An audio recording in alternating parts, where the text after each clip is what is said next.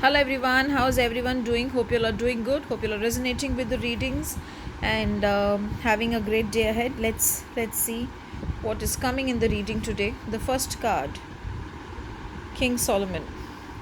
I'm just wondering why he has come today. Though I'm bringing in some surprise with him in the near future, maybe that is the reason. He's trying to show that he's there with me and he's supporting me in all the things that I'm planning. But the reading is for all of you. So let's see. Focus upon your strengths. It's a beautiful card where it talks about prioritizing things and focusing upon one's own personal strength. Usually, King Solomon, a very powerful person, he is, a person who says, start taking steps. Don't jump into everything together, but start taking steps. Prioritize your work. For example, now if you have decided that you need to work on 2-3 things, plan your work one by one and go by that plan, because he believes in solving all the issues one by one. And whenever he comes in reading, it can also mean that he is ready to help you if you call on him.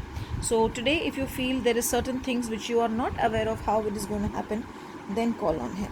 Coming to Apollo comes when you need faith, when you need energy, when you want to become positive. At the same time, when you feel that I am strong enough, but am I confident enough to follow my intuition, follow what I want to do. So let me tell you something. If Apollo has come, then you need to appreciate your strength. You need to understand that you're so strong that Apollo himself is coming to say that do what you feel like doing, go by your inner feel.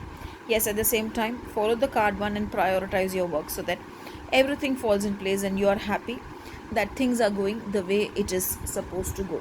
Today I feel you should wear the color white because you need a lot of clarity and you need a lot of planning to plan your day and to work on your day. So maybe the color white will be the right thing for you.